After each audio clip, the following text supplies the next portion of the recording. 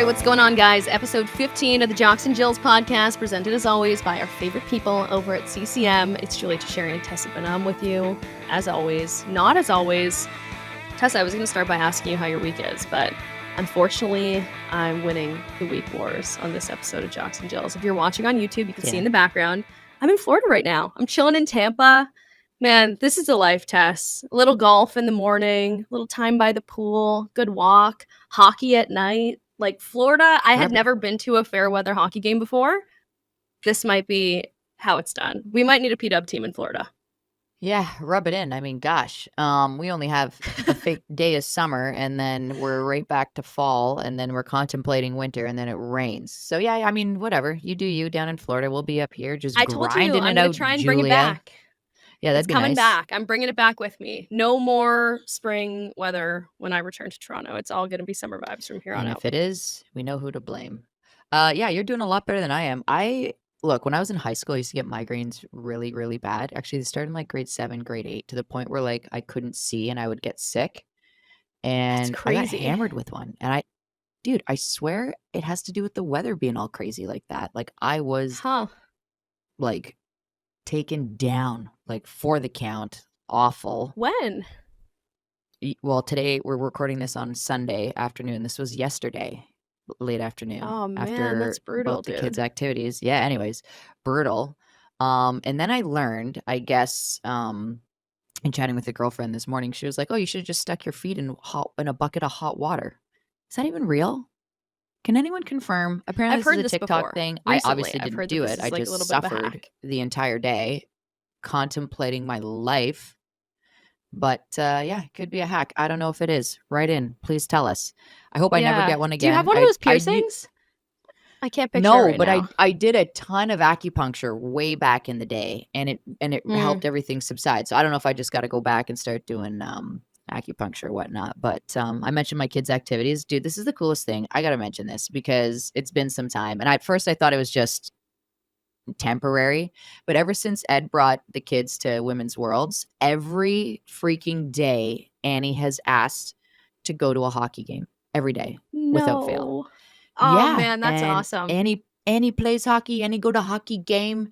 We were like to the point where she woke up at like 4 a.m. one time, screaming and yelling at me because she wanted to go to a hockey game. Every day at daycare, I'm dropping her off. She's screaming and yelling at me, telling me she doesn't want to go to school. She's got to go to a hockey game. To a point where we finally caved, Julia, and we went to an Allen Cup men's senior hockey game. We took the kids out of school early. We went there. We met up with TR and the boys, Ryan, and we had a blast. I mean, I don't know. The kids were ripping like crazy. It was fun to watch them just play mini sticks, whatever. They sit down and watch for a hot minute. But anyways, kudos to those ladies, the PWHL ladies, obviously, but the women at the Women's Worlds for inspiring my kids. I mean, we walked by, the US were going on. There was an optional skate.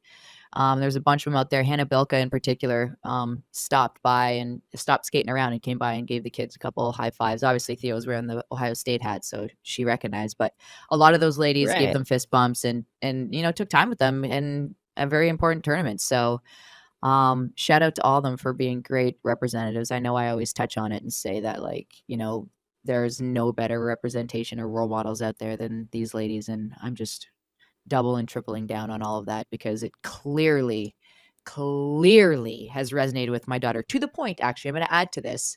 So one Sunday I was doing work on my computer and I had the PWHL website up. Annie hopped on my lap and I asked what team was hers because the ladies were all at the top there, and she pointed to Sarah Nurse and she said that one. And I was like, oh, and what's her name? And she called her Annie. And every time I would point up a picture of Sarah Nurse, she would call her Annie, to the point where I told Sarah, your nickname's now Annie. Sorry, man. And then we had to go get her skate guards for her new skates because she didn't have any. And Sarah Nurse is up on the wall. And so when we were at Worlds, I had pointed, I'm like, look, there's Sarah. She plays for your team, Toronto. And so we go into Hockey Life. And I'm like, who's that? And she goes, Sarah. And I'm like, frick, she knows her name now. Not Annie. Not Annie. And then we're checking out with her purple skate guards that she chose. And they have like these cards that you can like break apart, the hockey cards that you just like tear apart or whatever. And so Annie took Yeah. two sleeves of them, as did Theo. So we're in the car and I'm breaking them all apart and I hand them to Annie and she's going through them and she goes, oh no, mama, I no like these. There's no girls. It's all boys. And I was like, Jesus, she's 2. And she knows that she Wow. likes the ladies and there should be lady hockey players and there weren't any on those cards. And I was like, Annie, Yeah. girl, I'm going to start firing you up. Like you're going to be a Oh. force. Anyways, Yes, so they notice and they love those hockey ladies. As my son loves them too. I already told you the story about World Juniors when he was wondering why it was boys playing in Team Canada jerseys, not girls. Yep. Product of, I guess, me being their mom, but it's really Yep. cool just to watch the effect that the PW has had on my kids specifically and these amazing ladies. So I cannot thank them enough. And I know that it's not only happening within my family, it's happening everywhere as well. So yeah, I get emotional. I get a little teary-eyed right now even talking about Yeah, it that's because I'm special, just so dude. damn proud. And dude, it resonates, man, and it friggin' matters. It matters a lot. Yep. So love to see that it's finally happening. For sure. We also have to shout out a couple of our Jocks and Jills podcast listeners over the past week. You guys have been making us laugh in the arenas. After our interview with Jamie Bourbonnais last week, where she told that hilarious story about thinking that the media car wash was an actual car wash, one of our listeners made a sign at the game that said, hey, Jamie, did you bring your bikini or something to that effect? Made us laugh out loud. We put it on our Jocks and Jill story. We'll throw it up on the main feed too at some point so you guys can see it. Oh, I died. Also, my sister-in-law, actually, she's not even my sister-in-law. She's my sister's sister-in-law, but I love her like a sister, so we call each other sister-in-laws. So you just adopted her? Yeah, well, we call each other sisters because there is no name for that. Like, Yeah. we're legit Okay, family. I get it. Yeah, like when the family hangs, like she comes too. I don't know. It's just we love each other. We're a tight knit family. And she was at a game and she sent me a picture of these ladies that said we love Jocks and Jills. Tessa Benham, heck yeah. Their names are actually, I got their names. Shoot, I had them. Regardless, we love these ladies, and we'll post a picture of them too because they were dressed up as people who were in jail because they wanted to see a jailbreak. Nice. Yeah, It was Olivia Kerouac who made the Jamie Bourbonnais poster. So shout out to you guys. We Was appreciate it? you That guys one was listening so along good. and being in on all of our goofy inside jokes. That was kind of our dream Yeah. when we started this podcast to have inside jokes with you guys. So we appreciate that it's catching on. We just want everyone to enjoy it like us. I have the name here actually, Julia. Sorry, it's Tiana Riche and Got Amy it? Wilson. These two beauties. We'll put this picture up too. Glorious. Love the commitment. Love the outfits. Love the signs. Keep them coming, people. We love it. We love it. What I do want to see is someone videoing themselves ordering that Chipotle order from who was it that has the worst Chipotle order on Minnesota? Abby Boreen. Abby Boreen. Someone and Chipotle just needs to name that the Boreen. Okay, I got a Boreen. Yes. Yes. I don't know how many orders it would get, but we absolutely do None. need to see someone try it.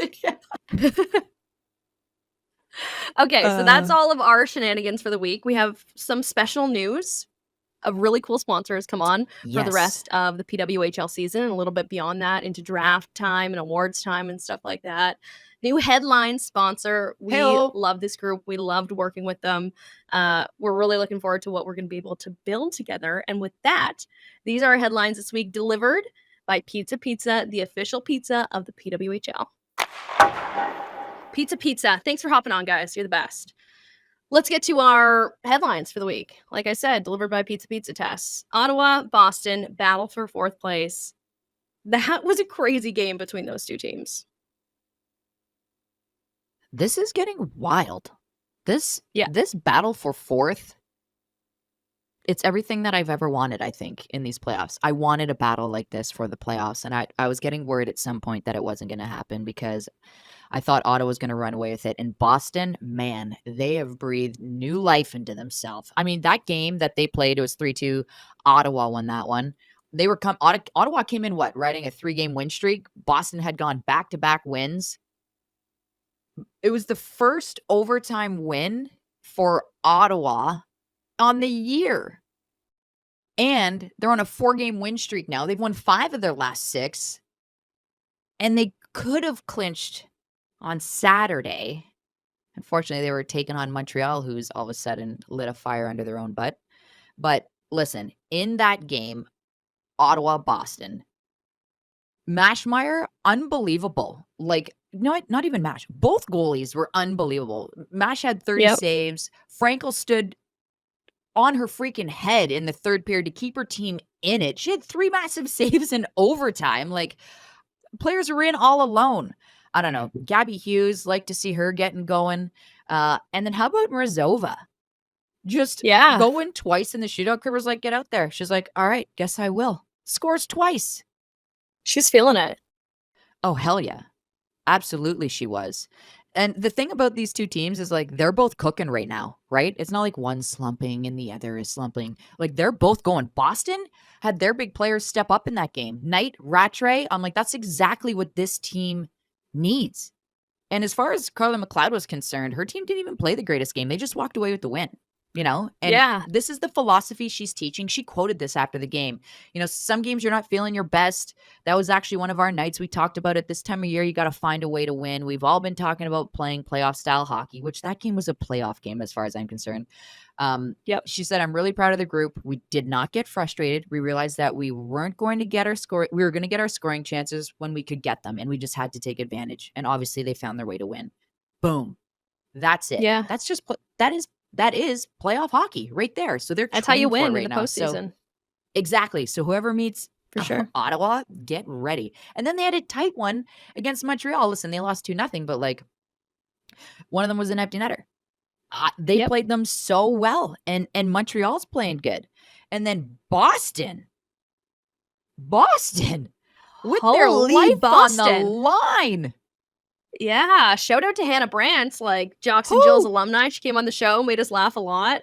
What a clutch goal to get to keep Boston alive. Is that how much was left on the clock? 2.1 seconds to go. Come on. So had they not won in regulation, they needed that win in regulation, right? They needed it to stay alive. They needed to stay alive. And they got Otherwise, like, we'd be wrapping up. We'd be telling you guys who the playoff matchups are. Like, we'd be finito. Boston is just not going away. I'll tell you this, and even the quotes after the game, and Hillary was the one that set up Hannah Brandt. Like Hill's so starting perfect. To go and now. They were great 2 games rather in a row. Like Hillary's been really good since Worlds. My issue is like, look at Boston is playing playoff hockey right now. It's not the playoffs yet, but they're playing like it. So is Ottawa. Yep. Minnesota, man, tough. What's going on there? Sledding for the state of hockey. Yeah, power play's been quiet. It was 0 for 3. They had one power play opportunity really late in that Boston game they didn't capitalize on. I know. What is that? How many in a row have they lost? 4? 4 in a row. And my thing is like, it's not like they don't have good goaltending. They got goalies that can keep them around. They got goalies that can keep them in it. But they just, like, Taylor Heisey, friend of the show, drafted first overall. Grace Zumwinkle. Look, I feel like Grace got out of her groove, having gone to Worlds, and Robo, the head coach of the U.S. national team, just not making her a reserve and not playing her. I feel like that didn't do her any service. I felt like if you're going to do that, just leave her at home and let her train with the team. That's completely unfair to a fantastic player like that. But whatever. He's got to think about if one of his players goes down. Whatever. I get it. However, the P-Dub team, if I'm Ken Klee, I'm thinking, man, just give her to me. Like, come on. Yeah. We got some winning to do. Anyways, the thing with Minnesota is like they're still out shooting people. You know? They outshot Ottawa when they lost 4-0. Like, to come back and to lose, like, especially for those American players, like, what a drag, man. You have a hard-fought, exciting game. You lose to Canada. You know, you're dragging your tail a little bit. You're kind of pissed off. You come back to your team. You're hoping, okay, this is going to be a little pick-me-up here. You're still a little chapped. You know, you're still not totally loving hockey. And then you go out and you lose, and then you get romped by Ottawa 4-0, Yeah. even though you outshot them. And it's like, what's team morale like? You know, I feel like, and then they had a week off in between games, and I was like, they'll come back. It's okay. They'll rebound. And then Boston takes it to them. It's like, Yeah. maybe you guys Tough should to have gone marinate on out a and had a loss fun like that. night out. Just let it loose. You guys clearly have steam to blow off. You know? I don't know. Maybe that's just old I love the school Tessa and- Bonham hockey philosophy. I know. Yeah. I'm obsessed with it too, though, And I'm personally. not saying get in a Yeah, bar I don't know. fight, You but got to think like they just got to, but maybe get into a bar fight. yeah, but there's no better team bonding than a bar fight. I got to tell you. I'm being serious. Yeah. There is no better I team believe you, bonding than man. a bar fight. Nothing like a common enemy to bring people together. And that is 100%. just the embodiment of a bar fight. That's Although, it. like, That's all. I think Minnesota's just got to get in. Like, once they're in, I don't think anybody, even though they're slumping a bit right now, I don't think anybody wants Minnesota in the postseason. No, I'm running from them. Are you crazy? Just like Anne Renee For sure. Desbiens. Yeah. You want to talk Well, about that leads us Ottawa to a good clinching their spot. playoff spot? Man, Yeah, Montreal there's clinching another their team. playoff spot. Another team, Julia, playing playoff hockey. Pooh, oof, the Worlds were the worst thing that happened to the PWHL for everybody. Because Poulet, she is a woman possessed, and she got a taste of gold. And guess what? She came back from that injury. I don't even know if she's 100% yet, but my God, you're not messing with her right now. No. Example 1A. I love that this is happening. Her and Abby Rock, that beef. She knocks off Abby Yeah. Rock's helmet. They're going at each other. Look at Pooh's mind, she's smart. She's one of the smartest players and people in the entire world. Look, there's a list of 5 I could probably give you, but she's one of them at the top. She knows I don't need to go anybody. New York, whatever. You're old news. We're going for first place in the league so we can pick who we want to play. And she still went at her. Pooh's fired up to win this thing. We talked to, who was it? Emma Malte. I think it was off camera. We're like, who would be the worst team? Like, you guys got Montreal's number. Wouldn't you want to play Montreal? And she was like, hell no. And Renee Desbiens, when things get going tough, she gets better. She had 31 saves in their win over New York. 31. And it's like, okay, she's buzzing. Not to say they were all easy ones in the chest. No, she made saves.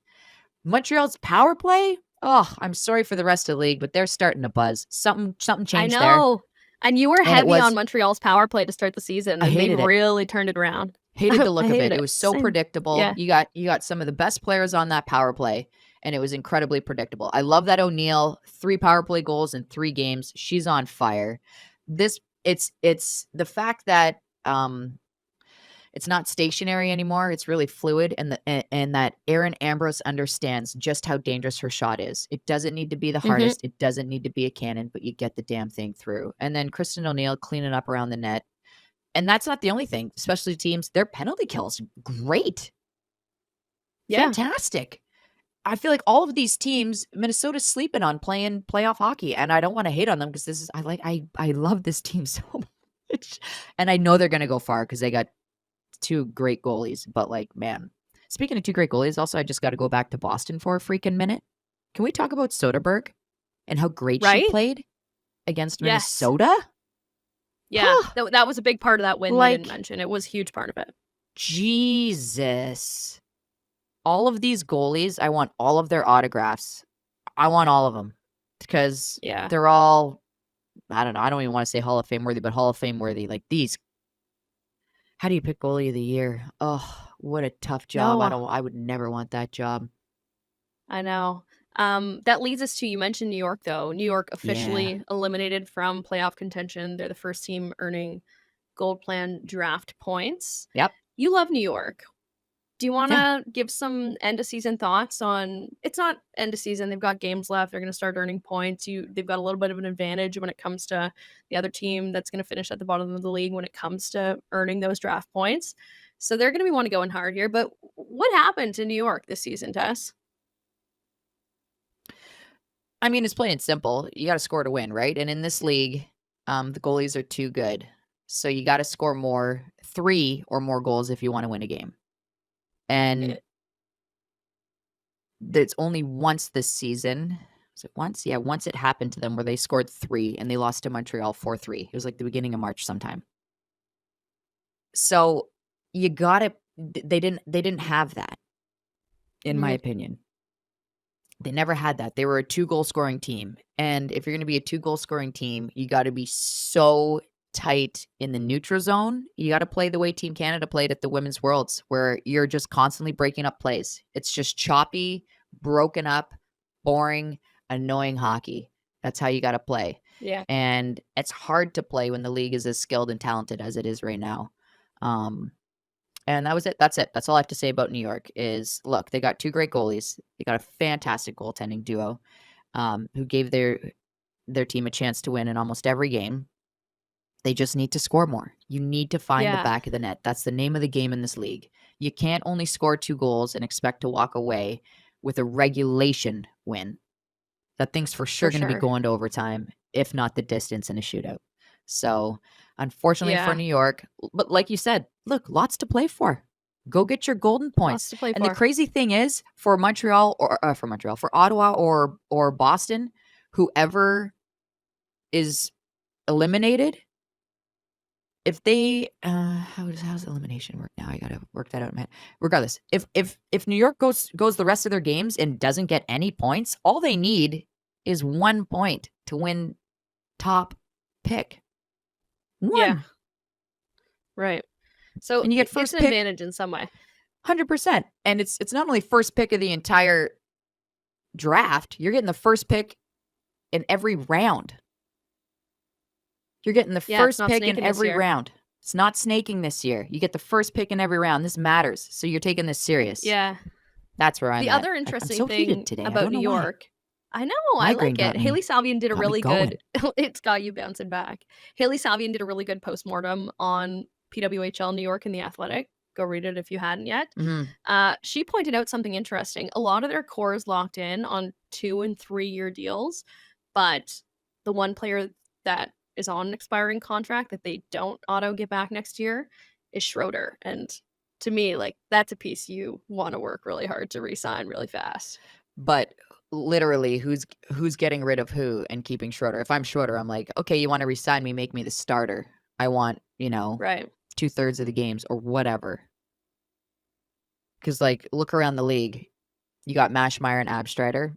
Okay, you're not wiggling. Like, you're not going to change any goalie there. Toronto, maybe, but Schroeder would have to be a backup to, or maybe they just do a goalie rotation like the Bruins are doing.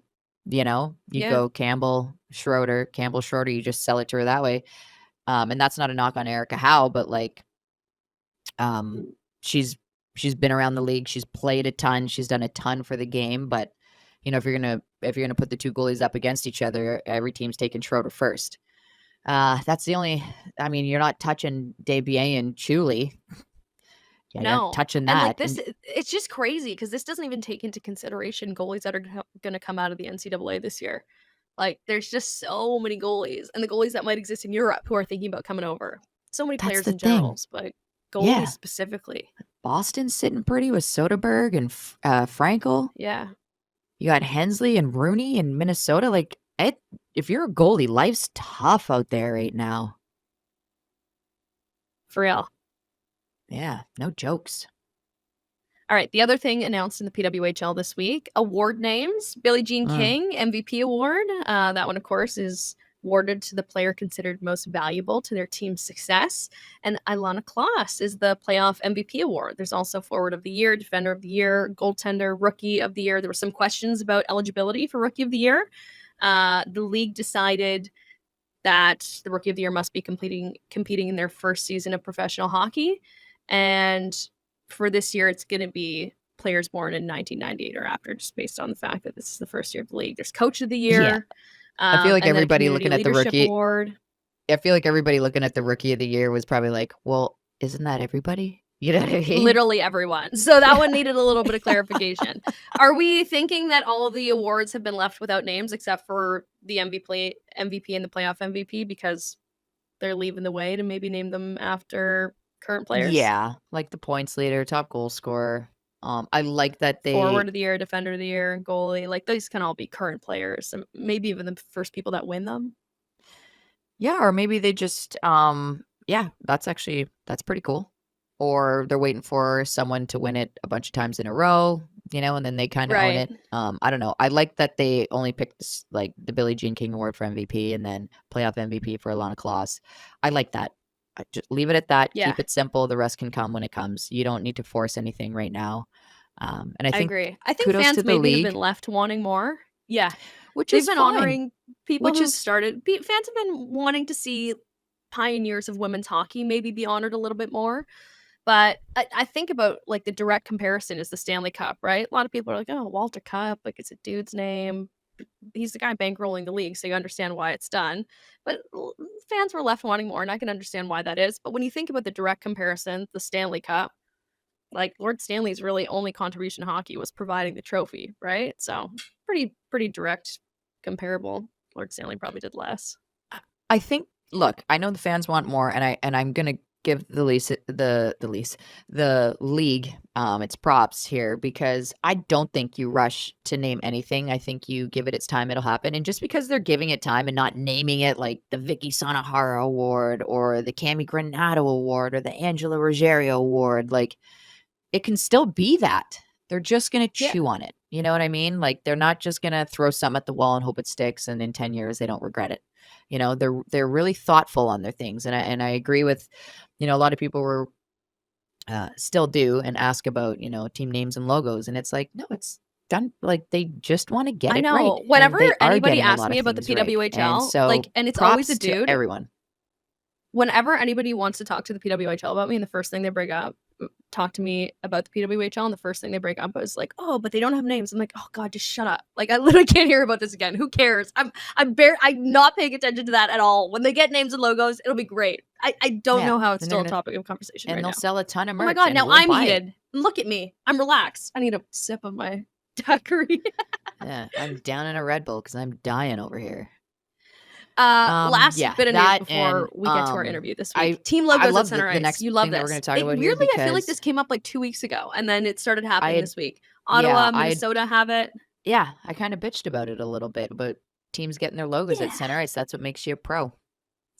Not to say that I was the one that caused the movement. I'm sure they were well ahead of this, and had nothing to do with it. But I'm going to give you props for starting the movement. Yeah, thanks, but I'll take it. Ottawa, Minnesota getting logos at center ice. That's cool, man.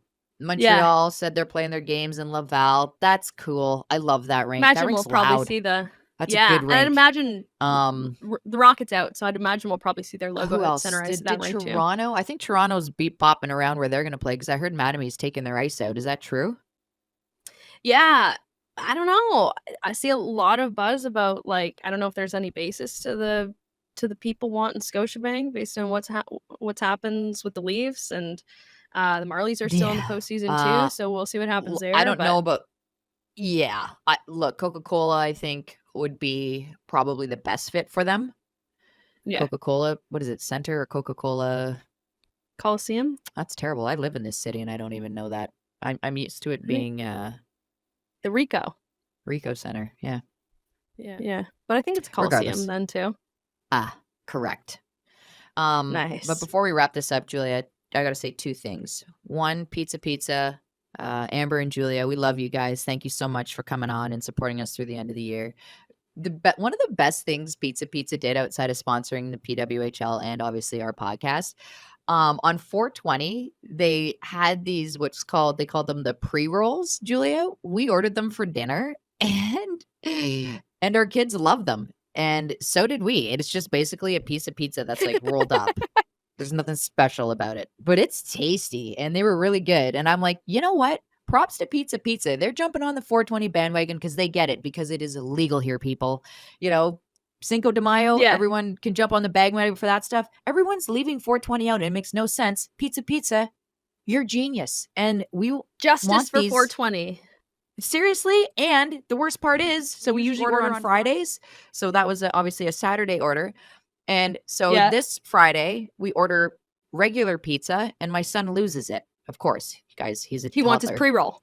He's like, it's not rolled up. I'm like, come on, man. The best video I have on my phone is Tessa's son giving the camera a side eye and saying, "This is my pre-roll," as he holds his little pizza stick up. It's the best video on my phone, I swear to God. Yeah, and he takes a big bite because they were glorious. Anyways, They're Pizza awesome. Pizza, we love you. They're bringing the sauce to get you guys all game ready. We love it. And we love our interview this week as well, presented by our friends at Nobis. This is a good one. I'm going to spoil it right now. It is Kelly Pannek of PWHL Minnesota and, of course, of the U.S. national team. There was a couple things you wanted to add about this interview before we get into it. Julia, because I don't want to knock your intro, and I doubt it's in there. Okay? First of all, I don't think we even did like a huge intro. Yeah, I don't remember if you did. Regardless. First of all, her mother, Molly, another shout out. Doll, love ya. I actually was scrolling through my phone, deleting old pictures and stuff, just because I always filter through. Found a pic of me and Doll. Throw it, Chris. You're gonna have to throw this up. Our producer, Chris. This was at like 1:30 in the morning before her, myself, Muzz, and I can't remember who else was with us. We all went out for breakfast at Denny's. Classy. Also, nice. Our guest, the first ever Emmy nominee we had on our show. First ever Emmy nominee. Also, first ever, actually I shouldn't say that because I'm not sure if anyone else was there. What do you call that when you're like the queen of your class? I'm talking about? Like not the prom king or queen. Yeah, she was the prom queen. That's awesome. I know. Enjoy these pictures, people. Look at her. We love it. We love talking to her. We want to get out on the golf course with her eventually. We absolutely have to. Please enjoy this interview, as always, presented by Novus. God, yes. It's Kelly Pannek.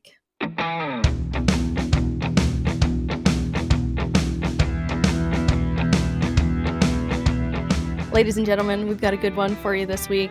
She's won everywhere she's went. Olympics, World Championship, NCAA. It's Minnesota's finest, repping PWHL Minnesota now. Guys, it's Kelly Pannek. Kelly, thank you so much for hopping on with us. Thanks for having me. I'm excited. Yeah, we're fired up to have you. We decided, I should say, while recording our last episode, after I was giving your mom props. I hung out with your mom at the Women's Worlds. We had a time at the casino. We closed down the bar there. We actually, a bunch of us even went for breakfast at like 2:33 in the morning. We had a time and we're like, you know what? Screw it. We're getting Kelly Pannek on.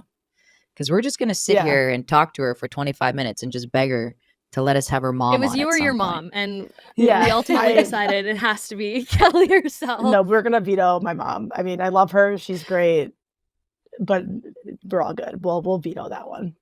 She would be so great. Like if you could think of another good mom that would come on with your mom, we would love to have your moms on.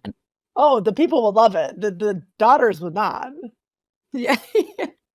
No one tells worse stories than your mom. Yeah, like it's so casually too. My mom will just drop childhood bombs about me, and I'll be like, "Whoa, man, I'm sitting right here." Right, and they think it's like sweet and endearing, and you're like, "I don't love that one," but you can't argue with them because they're your mom. Like you're literally they're the reason you're here. Yeah, exactly. 100%. Actually, that's a good segue. Should we start there? They're the reason you're here. How did you get into hockey initially? Your family, you've got a couple older brothers, older sister. Was it your mom? Yeah, I feel like the classic Minnesota story is like I had an older sibling that played. That wasn't me. I do have two older sisters and a younger brother, but neither of my sisters played hockey. We had an unfinished basement in our house when I was growing up, and I would just rollerblade around there when I was young. And I guess I just asked my parents if I could play. My dad grew up playing hockey, but it wasn't like all of my cousins. I think I have a few that played, but I was the first one to do it. So a little bit atypical for Minnesota, where usually it's like my dad, brother, sister, aunt, uncle's cousin, like everyone plays. For me, I just kind of happened to be like, I want to play, and it stuck. Yeah, but you were like playing everything. Your mom, Molly, by the way, is her mom's name, one of the coolest moms on Team USA. She was like, there wasn't a sport that we introduced to her that we had to teach her. She just knew how to do it. Like you learned how to pump yourself on a swing. She was like, by the age 2.5, like you'd put a golf club in her hand. She's like, by 5, we put a golf club in her hand and she just knew how to swing it. So like what you had to have grown up playing every sport if that's what your mom was talking about. Like there wasn't a sport that you didn't play, was there? No, I mean, we had a really like young neighborhood group. So we'd always just like be playing any sort of game together, and everyone did different things. And then with our cousins as well. Like I have an older cousin who's a boy. He's 4 years older than I am, same age as my oldest sister. And so he played a bunch of different sports. And then all of us cousins played a bunch of different sports. So whenever we do anything, it would be basketball or baseball or whatever it was. And I'm very thankful to have grown up in the age where like it was normal to go play outside and not have like technology, because that's all I did basically growing up, was whether it was making up games or playing actual sports. Touching grass. That's what I call it with my kids. Go touch grass. Like, never mind. The tan. I never got a tan though. That was always a problem. Like I spent all this time outside, but I'm still very pale. Oh, are you rock lobster? Like, are you either white or red? Oh yeah. Like I joke about when I get tan, but it's in the summer and everyone else is way more actually tan. And now I've embraced the fact that like, let's just take care of the skin and wear plenty of sunscreen. Yeah, it's probably the safer route to go. Hillary Knight posted a TikTok of you during the Masters. You were dialed in to the coverage all week long, I imagine. You're a major golfer as well, we hear? Yeah, golf is like my favorite hobby off season. Even now, kind of sneaking it in season here when we have some off days and the weather's going to be nicer. But you just went golfing yesterday. I did go golfing yesterday. But back to Hillary for a second. She was trying to expose me for me watching golf. Meanwhile, I could have taken videos of her just laying there taking videos of me. So I was watching a little bit of LPGA, a little bit of Masters in there, and Are we gonna like to call me out? Let's talk about your handicap. Like, where are you at right now? I think it's a 7, around there. Kind of fluctuates. It's kind of stayed at that for the last year or so, and I usually play like 62 to 6,400 yards. So like when I go play a lot with my dad and my brother-in-law, so I'll play like from the same tees as them. Sorry. So sometimes I think about what it would be like if I played from the most forward tees, but no way. That's fun. I get way too competitive at it though. It's supposed to be like a relaxing thing, and I don't let it be that. Like, how far are you driving it? I'd say my average is probably like 230, sometimes 240. Kind of just depends. Depends if I'm really trying to swing hard or not. I mean, no, I literally though, like I was telling Tessa this earlier, but like Grace Zumwinkle, I golf with her a fair bit in the summers, and she bombs it. I mean, like when she connects with it, it's not a surprise with her shot in hockey. Right. I mean, I think she's probably getting close to 260, 270 out of that. So it makes me feel short. So I'm not hitting that. What clubs are you swinging? Clearly it's my club's fault. So like, what are you hitting these Obviously. days? Yeah. I have a TaylorMade driver. I remember going in to get like fitted for a driver, and I was like, oh, I think I might like this one. And the guy like had me test a bunch of ones, and then he's like, try this. And it was the Stealth when it first came out. I was like, I don't need to try that. And then he's like, no, try it. And so fit it for that. So that helps. Technology helps. I always think like it's never the golfer. It's always like technology. The forgiveness. Obviously. Hey, the forgiveness. Same thing in hockey. With If you miss a shot. Yeah. Too whippy. It's Stick not got me. soft. It's the stick. Yeah, absolutely. Yeah. Bad ice. That's always my favorite frozen thing. Like watching the bench and like seeing somebody like just throw a little bit of a muffin, immediately hand their stick to the equipment manager. This, it's not in this one. And it's always the same people that do it, and it cracks me up. One of my favorite stories is I was playing in a game and I didn't lose an edge, but I fell. And the equipment manager comes over and he's like, are you good? Like your skates? I'm like, no, user error. Like that was just not me. But the equipment managers, of course, are like, no, what's wrong with the equipment? Like, no, just not a great skater right now. That's nice of him. Please. Who's the stick switcher on the team? Oh. Come on. I don't know with Minnesota, I don't know if we really have one, to be honest. I don't know if I've observed enough yet. Especially with all the players coming out of college, I feel like a lot of them are kind of just like, they're less high maintenance, it feels like sometimes. Right. One with USA, KK Harvey, is a auto, like a shot, something doesn't like go how she thinks it's supposed to, and she's an immediate like check the blade, and it cracks me up every single time, because like 9 times out of 10, everything she does is very, very, very good, and like it works the way she wants it to. Yeah. And then it's that one, and it happens in practice, game, you name it. She'll look at the stick and kind of like, what was that? And we're like, it's okay. Sure as hell wasn't her.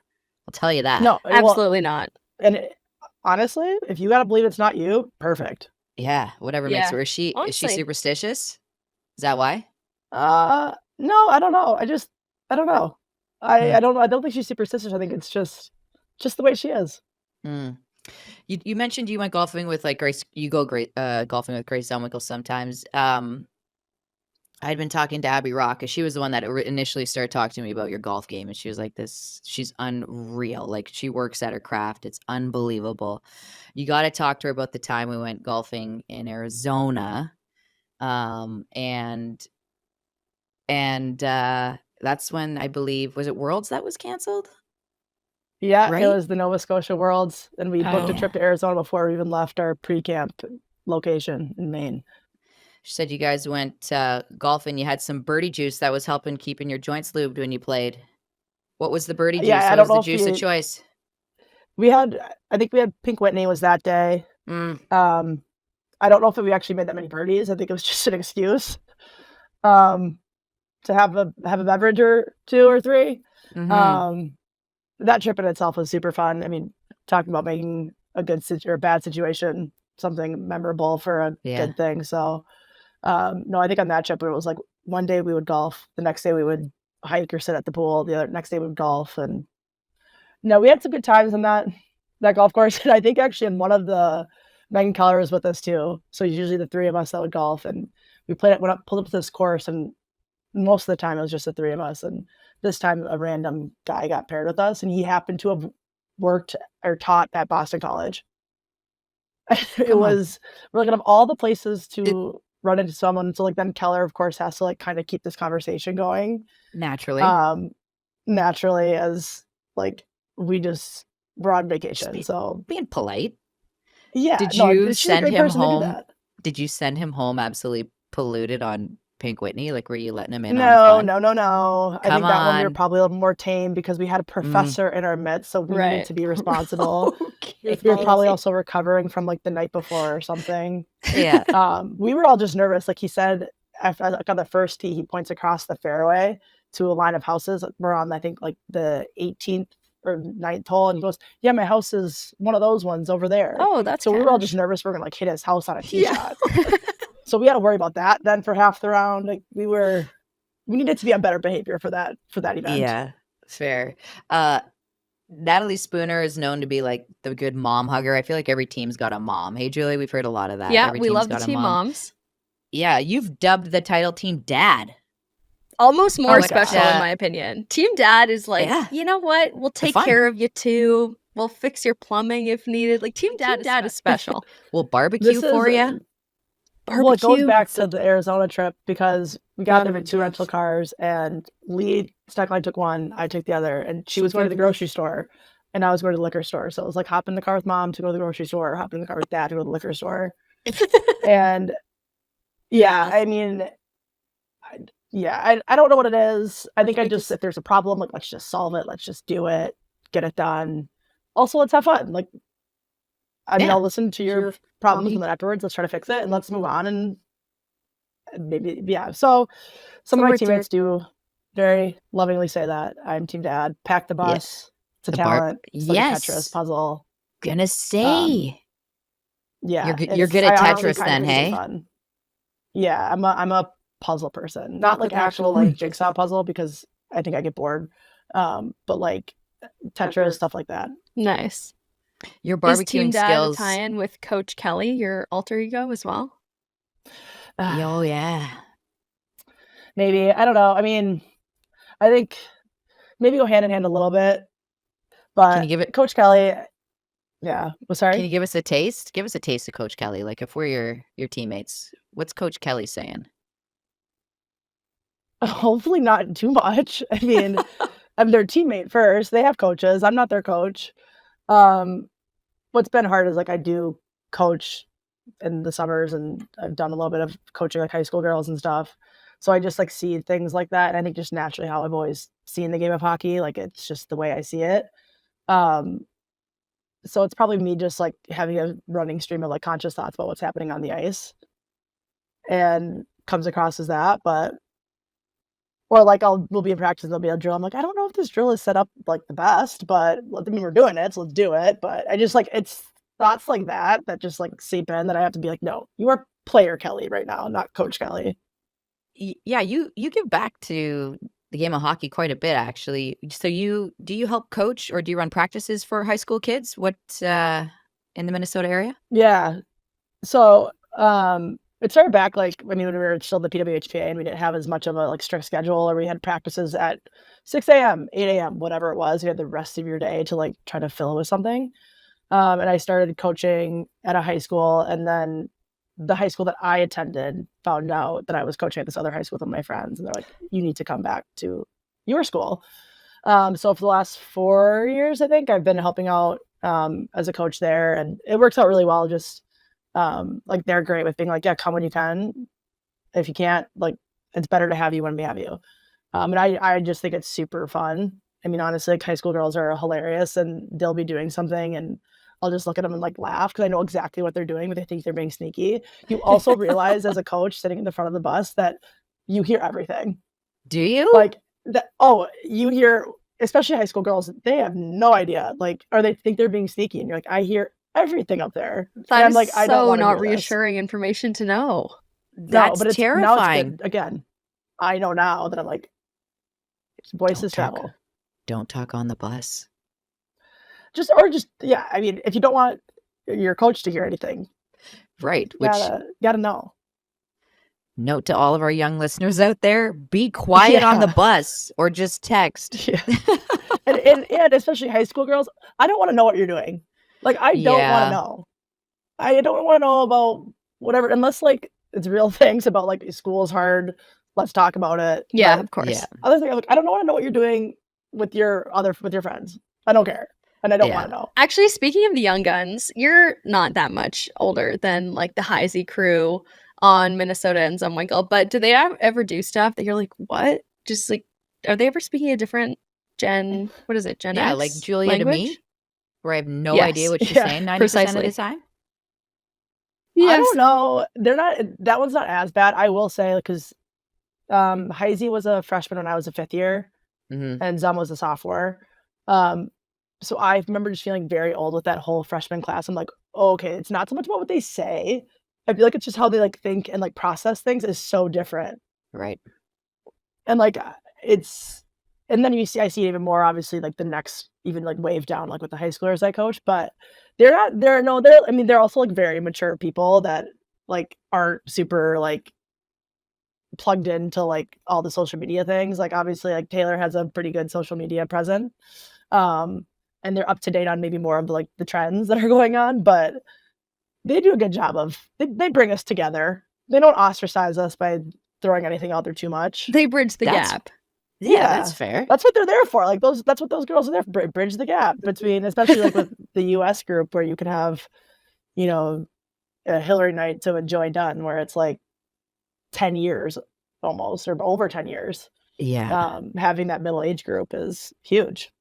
And that's got to be entertaining. But I feel like whatever. It just makes the dynamic more fun amongst the team. And I don't know. It kind of makes the older... there are some good laughs. Yeah, the old dogs. Joy was looking up at like some of the ages, the birth years. And I was like, careful what you're saying about some of these ages that you're seeing.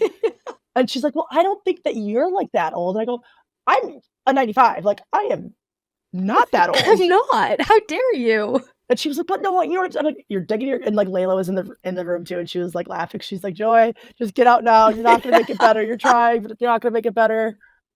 Stop digging the hole. Yeah. What? At least you're not an 85. No, and that was the other. Then we started talking about that, and you're like, this is, it's crazy. Like whole other ballgame. Yeah. New Kids on the Block. Were you even born when New Kids on the Block? No, you weren't. New Kids on the Block were like 90s. Wow. Yeah, they were like early 90s. Joey, no, none of them? Dang. Julia's no. like, I mean, I remember like when they had like a new song that came out like probably like 2010-ish. They had like that one hit that they brought back. Yeah, they did like a little tour with, it wasn't Spice Girls, was it? Does anybody know? You guys don't follow them at all. Let's end this conversation. No way it was Spice Girls. I feel like that would be way bigger if it was. Yeah, no, I don't know if I would have went, but Spice Girls is so much bigger. Wait, you're going to the Eras tour, aren't you?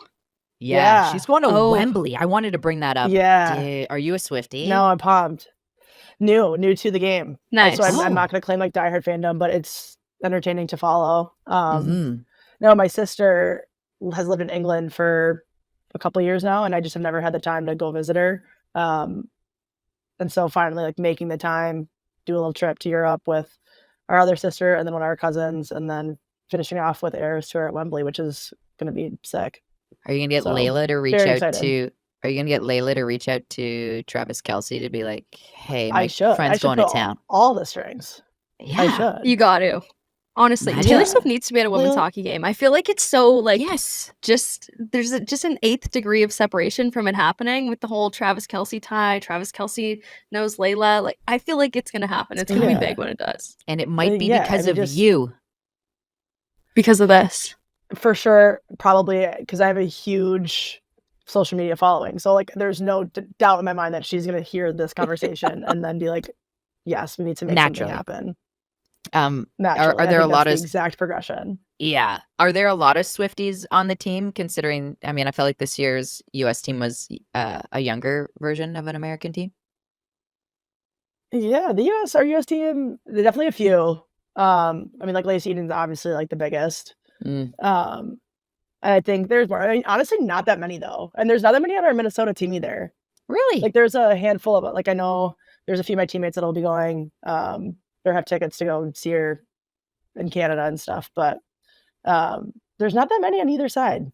So what are you guys listening to Or maybe then? they just don't know it yet. Huh. Well, we have rotating cast of DJs for Mm. both places, with US and Minnesota. With Minnesota, we have Sophia Cunnan, who she kind of like begrudgingly does it because she's just like, I hate the silence if no one turns music on, Right. or like, especially earlier in the morning. So she'll throw on, I feel like, just the today's hits or whatnot. And then Brooke Bryant, another of our teammates, she'll go more to the rap category. Okay. And then Michaela Cava goes more with like the pop DJ style, like synthetic type music. So you get a good mix. Right. She's pumping the Euro beats. A little bit. I mean, no, Really? she is. I feel like she's introduced some people to some new music. I don't follow that closely, but I feel like she's brought in some people to some new things. Cool. I want to talk a bit about your hockey career, and you were a part of the Olympic gold winning team with the Americans, and you, I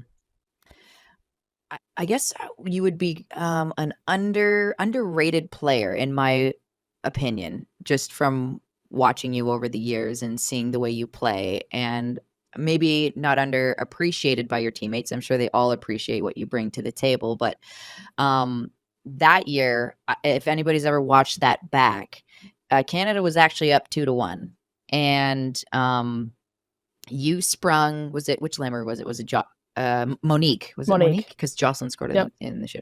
You sprung Monique Lamoureux on the breakaway to tie things up and to send that thing to overtime, inevitably in a shootout where Jocelyn just had Zabby on a different continent, basically, and scored the winner. But walk us through that play and like what you saw and what it felt like when she scored that goal, and then inevitably to win it. Like, that wouldn't have happened without you. Do you know what I mean? Yeah. Well, it's very, like, I feel like people say it all the time, like, every player on a team is important. And sometimes it feels more tangible than others. And that was definitely like a time where it felt more tangible.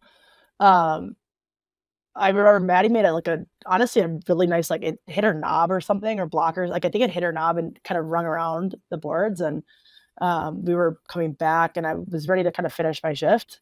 I got the puck on the right side. I just turned and looked and I saw like Mo cutting across, and I think Canada was kind of going for a change, or something weird was kind of happening where they weren't really in a forecheck, and she was all alone, set up in the neutral zone either. And so, sorry, what? She was like all alone, I felt. Yeah, it just, like, she caught it right at the blue line and then went in and scored. And I remember, like, I was right by the bench after, like, I drifted up to change, and I was still on the ice when she scored, but Gigi Marvin had already jumped to, like, for the change, so she's in the celebration. And then, like, I remember Kendall and, like, Duggan were like, "Kelly, get to the bench, like, can't get a penalties." Like, they were, like, freaking out, like, get to the bench. And then, yeah, like, I mean, I remember, like, once we got to overtime too, and then we talk about this sometimes, like, some of my teammates, like, I was going every, or in the rotation, we would go through and I would go with Mo, and then the next rotation I would go with Joss. I'm like, I feel like this is maybe the time in 3-on-3 overtime to send the twins out there together. Yeah. But we'll go with it. And then I think I hit the post in overtime. I was on a 2-on-1 with Mo, and I hit the post, and I got back to the bench. And I remember afterwards, a bunch of my friends back home were like, "We thought you were going to be pissed," and I was just laughing because I'm like, where am I to be hitting the post in overtime in the Olympics in the gold medal game? So cool. And we went into it in the shootout. I knew I more than likely was not going to be going. And I remember Maddie came over to the bench, and we had lived together all year, and she's one of my best friends, and she's sitting there, and I'm leaning over, you want to chat? I just kind of do you want to talk, or do you want to sit here in silence? What do you want to do? She goes, what do you want to talk about? And I was like, okay, we're feeling good about this. And she was totally unfazed by the moment. And so then to see Jocelyn do her move that obviously everyone has seen and knows, and then to see Maddie, the way that she handled that entire tournament in that situation, was very exciting. The deep exhale must have been wild, in your locker room. Oh yeah. I mean, that I think honestly, I don't think people realize that when you win anything, and my high school girls have asked me what does it felt like to win at various levels. And I go, honestly, it feels the same. And a lot of that first feeling is relief. Yeah. That you're one, that all of this stuff that we went through to get to this point, it was very worth it. You always say it's worth it, but you feel you're we put all this work in, it paid off. And this moment's over, and we did it. And then you get to very quickly after the joy, the excitement, the energy, all of that good stuff. But I've always felt that more than anything, it's it is that deep exhale of okay, we did it. Because there is, as much as you try to ignore it, especially that year, our leadership group of that team that had been through so much, they did a great job of just keeping everyone so focused and embracing maybe all of us younger players at that time that hadn't had the similar experiences. Embrace letting that energy help them too, kind of ignore or try to block out their scar tissue as well. And it's that was just such a crazy, I still don't think I fully processed what that team did. So cool. What was the celebration like? We got yeah, we both wanted to get the same direction. Yeah. So Korean frat house, Jungle Juice, were you there? Oh yeah, that place was disgusting. Well, for that, yeah, it was you walked in and your feet are just sticking to the floor, and it's just layered, it's just gross. And I remember we went up to the bar, and it was two or three big jugs, and it was either you had I think a vodka orange juice maybe, or there was nothing that seemed appealing. I remember at one point Doug brought back a tray of Fireball shots for me to do them. This is disgusting. I was I need to go find some food. So me and Skrupa left to go find some food. We let's try some authentic Korean food. Not really processing how are we gonna get back to the village? We're all friends. We don't know really where we are. Putting a lot of faith into the Korean people. Yeah. Who are very nice and helpful, and that's good. Were you a part of the group that made the poor hot dog vendor guy? You made him drive you guys all home. Was that Megan Keller that told us that, Julia? I think so. Yeah, that was me and Skrupa. Nice. Yeah. You're exposing. I don't know if my mom ever knows this story. She'd be mortified. It's okay, Molly. She's safe. Yeah, the guy. They literally go. You'd be how are we gonna get back? And they're you need to go back to the village. We're yeah. And they're okay, get there. We have a van. Nice. And so they put us in this van, and then we're sitting there, and the guy leaves. We all look at each other well, I hope this goes well. And I feel even in that state, you have a pretty decent trigger of this is gonna go good or bad. And everyone in South Korea were really excited for the Olympics, and they're just a very generous, kind people. So we felt pretty good about it, and we made it home safely. And the Korean food was good. So you did hit a spot. Well, that's great. Yeah, it was good. Nice. Sweet. Nice. And you didn't drink any of the juice out of the jugs? I'm sure I did. I don't know which one I did, and I don't remember. I remember that was this is going against every single thing my parents have ever taught me about drinking. but we're all here together, so let's just embrace it. We're all here together. Let's just embrace it. Exactly. I love it. Speaking of So- celebrations, Julia, we got to get into the the question about if it was her birthday and you had to select one of the 5 other cities that have a PWHL team. What city would it be? What club would you attend? And would your dance song be Cyclone by T-Pain? I hope I get. So you're telling me to basically pick a place where I want to dance to Cyclone? Is that what the? Yeah, and if it was your birthday, let's say like back in 2019 or something, if it was your birthday, what city would you pick? Just a big night. Yeah, like a big night. Oh, I don't know about that one. The Cyclone, great story, great dance, great song. Sadly, my body just it prevents me from fully embracing what the dance needs to be. So I need to find someone else who can keep that tradition along. I feel like you might be referring to Montreal. Mm-hmm. I feel like that's the only place I had a birthday in one of those cities. And when Hillary Knight tells you to go somewhere, you're like, okay, let's do it. And she just usually leads you to the right places. And that song is a long-standing joke. It started in college, actually, with some of my high school friends into college. And I literally, like, to this day, like, you basically just try to spin your body like in a circle. Like, I can't even do it anymore because, like, my back, my knees, everything, like, my joints are just like, I don't like this. It's not worth it. But if you get me in a good state, I haven't been in that mood to where I feel like I really have to do it recently. So I think that might be the goal soon, is to make something so exciting happen that the Cyclone is warranted. Nice. And maybe it'll get the team going.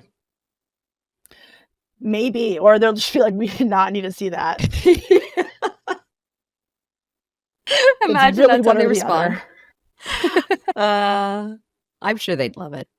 We're not thinking about post-career yet, obviously, because you, of course, have a lot of game yet. But I feel like you give the most coach vibes out of anyone we've had on this podcast yet. Do you see yourself as a coach after the game, or do you see yourself more like maybe GM, ownership side of things? Yeah, I feel like at this point, like, I would say probably more the coaching side of it. I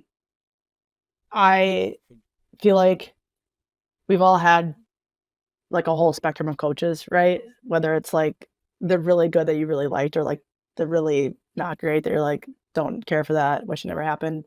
How I speak with, like, about my high schoolers is like, I wish I had a coach like me, in the sense of like someone who is hopefully very relatable and less about like what I've done in hockey, but more just like, oh, this is someone who has done the things that I want to do. And I feel like even still, like, I look at women's college hockey in general, it's like you obviously see with like Nadine Mazerall is one example, and there's a bunch of others, especially younger ones that like I've played with or against growing up too, that are starting to get into it, and like how impactful they are as coaches. And I think for me, like, I just think coaching is something where it's like so hands-on every day. Whereas, and this might change in however many years when I get to this point, but it just feels very like a place where I could have a lot more impact than if I was mostly sitting behind the desk or making other decisions. Yeah. You, I think, like, just in getting to know you through other people before having you on here and even talking to you, you do care a lot about the game. And it comes through in the way you play, it comes through in the way you talk about coaching, it comes through in the way, you talked about the reason why you got back into helping because you had time and you figured, that's where I should be dumping my energy. But you also do something really cool with the PWHL team in Minnesota where you give away some tickets every game. Can you talk to us about that program that you have going and who's involved and, who are the lucky people or kids that get to go attend your games and get exposed to hockey that maybe probably wouldn't even have the opportunity to do it? Yeah, I think is actually something me and Maddie have the same agent, Maddie Rooney, and he brought it to us and was like, I think this would be a really good opportunity for you guys to like establish something now that you had something to like, invest in with our league and with our team. And so he asked us basically, like, are there any organizations that you know of that would be interested and like just good to like like you said, spread our game with them. They might not have the same access. They might not have the same knowledge of it or understanding or whatever it may be. And so we've partnered with a few different ones throughout the season. Mosaic has been a huge one. They've been great. It's something Matt Dumbo, when he was with the Wild, that he was really big on. I don't know if he started it or if he just was a huge advocate for it and including them with the Wild. So the Wild do a ton of stuff with Mosaic as well. Boys and Girls Club, Dynamites, which is a local, I think in Minneapolis and St. Paul, basically a hockey association for, kids that just don't have the same access to it. So it's been really cool. Like we've had some young hockey players that, have been to our games and they've either never seen, this is their first pro game maybe, or they're just getting into hockey. And we've had some kids that have never played hockey, never seen it. So it's been exciting and just a way to kind of bring in a different aspect of our community that, again, might not normally be in attendance. Because one thing about Minnesota is we obviously are a big hockey state, and most of the little girls and boys and families that are in the big associations, like, they know about our games and they follow it. So how can we keep bridging that gap to maybe people that don't have that same access to it? That's awesome, man. Good for you guys. I think that's really, really cool. I hope we get out to Minnesota to watch you guys play. It'd be wicked to be in the XL Energy Center. I'm cheering you guys on. We like your team. I like your team. You guys, in my opinion, big game goalies. You guys have the 2 best goalies in the league. So and that carries you pretty far come playoffs and stuff. So yeah, I don't know. I hope we get out there. Hey, Julia, if we do, maybe we can play around a golf or something. Yeah. Hopefully. We love we'll see. We gotta save. I gotta save. If it's in that point of the season, I might have to save the back and shoulders. Right. You gotta be strategic. Right. Okay. Right. Fine. Fair. How many strokes would you give me? I don't know. I feel like we've talked a lot about my golf game. I haven't talked about your golf game. For a reason. So that is so not true. Tess is a stick too. Yeah. So this is where I feel like I'm being hustled. No, you're not. You're Tess is like one of those greasy old guy sandbaggers that'll just get you on the course. Yeah. Yeah. It's like, I don't hit it very far, but it's like 1, 2, 3 shots on the green, 1 putt par. No, I'm a notorious 2 to 3 putter, guys. I can't. I'm in my own head. I get the yips. I'm really bad on the green. Sandbagger though, Julia, we got to get her. I feel like you could take it to Biz. We got to get you on. We got to get you on Sandbaggers with the boys on Spit and Chicklets, because I feel like you drink Pink Whitney when you golf. You beat everyone at golf while you drink Pink Whitney. You even it's a natural tie-in. She even grills up mean hamburgers after golfing, drinking Pink Whitney. I feel like you're made for that program just to show the boys what's up. Let's make it happen. Let's make it happen. I could find a teammate that I could bring with me that I think we would do well. I don't know if they've ever had a girl on, so we're making it happen. It would be interesting. And then we're gonna get you in the Pro-Am tour. We're doing big things here for you. That's Stuff like is happening. Yeah, my dad, he's like, yeah, get to all those. Like, let's do it. Let's travel. Get you on some golf courses here. I'll be your caddy. I'm like, we might need applications for this caddy thing. I got my dad, my brother-in-law, my sisters. They're like, I'll caddy for you. It seems like a good gig. I would love to be a caddy. We'll do it. Hey, again, we'll throw our names in the hat. I can't just be giving this away to anyone. We gotta be serious. We'll go through the process. We'll just throw a poll up on Instagram and see who everyone picks. Right. The professional process. And then honestly, what it should probably be is I should probably be like Grace Michael's caddy is really probably how it should be. Right. Oh yeah. Maybe she'll be your partner. I mean, I'll carry one bag. Julia carries the other. What a team. Right. I think Grace too, at her home course, hard to beat there. Oh yeah. So there might be a little inside track on that too. I don't know. Nice. Something. Okay, well, we only have one more question, Julia. Ask her the last question, Julia. Ask her the last one. You know what it is. We started with it. What is it? Can we have your mom on the pod? Please? Oh. No. Well, that was already answered. She gave us a hard no on that, dude. She vetoed that early. I felt like, as she got warmed up and got to know us a little bit and had the interview, she'd be like, yeah, you know what? This would be a cool hang spot for my mom. She would do great. I have no doubt in her. but she's good. Okay. She'll stick to we what she tried. does best. We tried. It's all good. It's all good. We'll get the mom revolution happening one day. But for now, we have this crusade happening with having golf with you. What else is on our list of things we have to do? That was it? Yeah. Get you on the sandbagger? Yep. I felt like we Get you a accomplished more Pink than that. Whitney Oh, get sponsor, you on get you tour on the and apply to be your caddy. Yeah. That's it. Lots we have to Pro-Am do. tour, Pink Whitney Yeah. sponsor. Okay. Okay. So we've got work We have to a do, whole Julia. list of actionable items, and we get to watch you Yeah. rip it up with Minnesota for the rest of the year. Appreciate you. Love watching you. And thank you so much for coming on with us today, Cal. Yeah, thank you. This was a lot of fun. All right, the Send It segment here on Jocks and Jills. Thank you also to Kelly Pannek. That interview was amazing. So This great. part of the show, you guys send us your questions. We answer them. We got a couple in the mailbag this week that we're going to fire up. This one is from Kim Bora, or Borara. That's not how you say it at all. I'm sorry, Kim. I don't know why I said it like that. A question. This is a very good question, too. So Kimmy. I don't want to mess around with it. Since Beijing, through two worlds, I've been hearing that Jamie Lee Rattray is the best 13th forward. She's a difference maker, so why is she consistently the 13th forward rather than on a line? I'd understand if it was a conditioning issue, since she only plays 5 or 6 minutes in this role, but she plays for a full game in Boston, so that's clearly not the issue. Why is she always number 13? Yes. Even having Bourbonnais on last week, we were talking about Jamie Lee Rattray and kind of pumping her tires, and we were talking about the fact that she was filling in for Poulin before, as 1C, before Poulin was ready to come back and play. So this has been a thing. Yeah. What was the world? Was it 2021 in the bubble? She was also 13th forward. She either led the tournament in scoring or something like that. She scored 'cause 2 goals Dahu in was 4 MVP. minutes and 13 seconds against the Americans. She There was we scoring go. every game. She didn't need much time on the ice. So question is why? The answer is they have put her in a consistent position on a line, or they've tried it, and unfortunately they weren't getting the same results in terms of goals and assists. So in their mind, it's the best utility tool to have in your back pocket. But here's the thing, and this is pumping Rattray's tires again.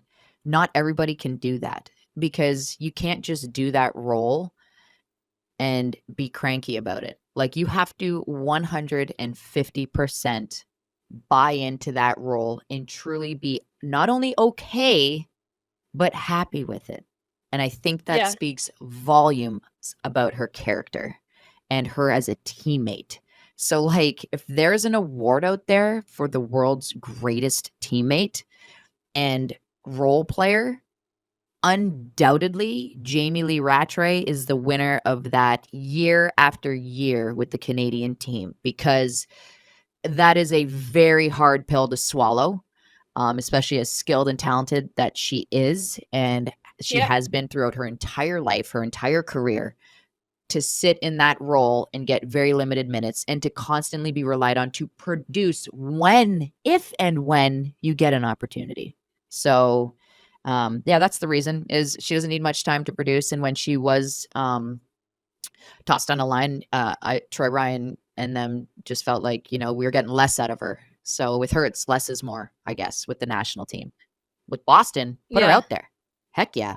Let her run amok and go do her thing. Let her carry. And you know what? That might even help her with Team Canada, playing with Boston and being in that role more often, where they're relied on. And she's supposed to be the one, her, Niter, and all the ladies, and Keller and everybody, to produce on a daily and game by game basis. So I feel like they're finding their footing with that now. But yeah, never know. But anyways, that's the reason. We love her. We love that she plays that We role, love because there Ratty. is nobody that plays that role better than her. Yeah, we got to get her on soon. She's just one of the best characters in the game. Such a unique position. Like, if you really consider how unique it is to be in that 13th spot and not just survive in the spot, but really thrive there in the role that she is. Look at Tessa having to like corral kids. Well, I'm just vibing here. I actually feel guilty right now. Rattray is the best. We appreciate this question. It's honestly nice to sit here and get to gush about her for a couple minutes. Yeah. Second one. This one is from Caitlin Booth on Instagram, and we have a good answer for it. The answer came out during the week, and I'm sure you've seen it, Caitlin, but we thought we'd talk about it. Do you think that the PWHL draft will rotate locations, or will it always be held in Toronto? Think they'll ever open it up for fans to buy tickets and attend? Well, just this week, the PWHL announced that this year's draft is going to be held in Minnesota. Kind of fitting with the number 1 overall pick, going to Minnesota last year and being from Minnesota, and Taylor Heisey. So it's going to be in the state of hockey this year. They've yet to announce a date. It's going to be in June.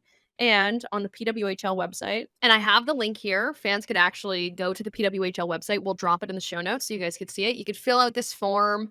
It's not confirmation that you'll get tickets, but you just have to confirm your interest, and they'll get back to you with the venue and the date announced soon. So exciting. And Tessa and I are going to try our best to be there too. I would love to go to Minneapolis or Minnesota, wherever it winds up being for the PWHL draft. Absolutely. And like, what a great spot. The state of hockey just makes sense. Heisey drafted first overall. Is that how they're going to do it? Whoever gets drafted first overall, you just go to their hometown or whatever team that takes them? I don't know. That's a cool idea. I like it. Yeah, I do like it too. But yeah, it's going to be fun. It's going to be great.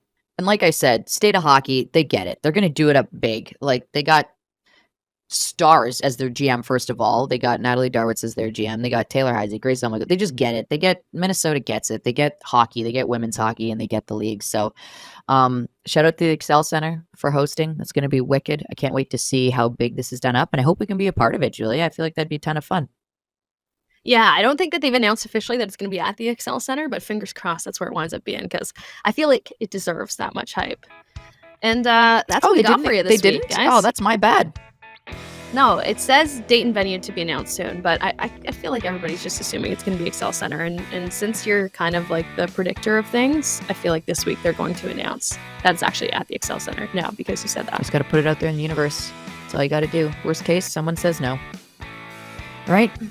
But that's what we got for you this week on the Jocks and Jills podcast. Thank you to our sponsors, as always, presented by CCM, our headline segment, Pizza for hopping on, and Nobis for sponsoring our interview segment. We'll talk to you guys next week. One more push here for the regular season.